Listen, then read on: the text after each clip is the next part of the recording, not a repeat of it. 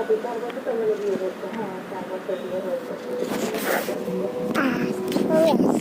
প্রিয় গাইস, আজকে আবার চলে আসলাম একটা ভিডিও বানানোর জন্য।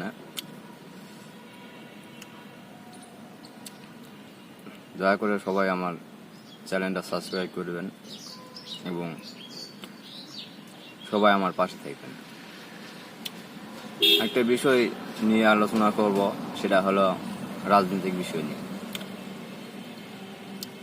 বিষয়টা হলো এটাই যে আমরা ভালো একটা নেতা কেন পাই না? কেন একটা নেতা আমাদের মতন সাধারণ গরিবের পাশে কেন আসতে পারে না সহজে? ভোট লওয়ার আগে সে গরিবের পাশে সবসময় থাকার অঙ্গীকার করে এবং থাকে।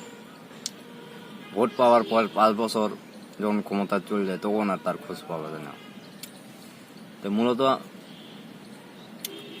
আমরা চাই যে একটা এমপি মন্ত্রী এদেশে যারা দেশ পরিচালনা করবে তারা যেন সবসময় গরিবের পাশে থাকে, কিন্তু তারা থাকে না। এ পর্যন্ত কোনো এমপি মন্ত্রী কোনোদিন পাশে পাওয়া যায়নি। তো বাংলাদেশে কোনোদিন সন্ত্রাস মুক্ত, কোনোদিন চাঁদাবাজি মুক্ত বাংলাদেশ তৈরি করা কোনো এমপি মন্ত্রীর পক্ষে সম্ভব নয়, পারবেও না। হ্যাঁ, পারবে যদি মনে করে, একটা এমপি যদি একটা মন্ত্রী প্রশাসন যদি মনে করে যে দেশটাকে চাঁদাবাজি সন্ত্রাসী তুলে দিন, পারবে।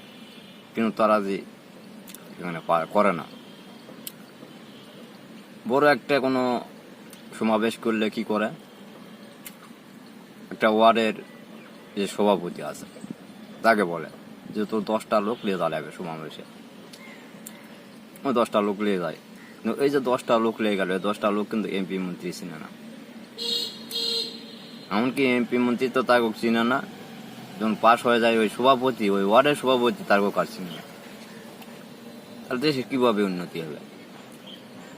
তাই আমি চাই বাংলাদেশে বর্তমানে যে রাজনৈতিক প্রতিহিংসা, যে এই হোক গালাগালি, ওই হোক গালাগালি, এই হোক দোষ, ওই হোক দোষ, এভাবে চলতেছে। আমি অনুরোধ করব বড় বড় রাজনৈতিক দলকে, আপনারা এই কাদা ছুড়াছুড়ি করবেন না। আপনারা কাদা ছুড়াছুড়ি না করে চলে আসুন, সমঝোতা হন এবং জনগণের পাশে থাকুন। দেশের উন্নতি করার জন্য চেষ্টা করুন। সবার আগে বাংলাদেশ, সবার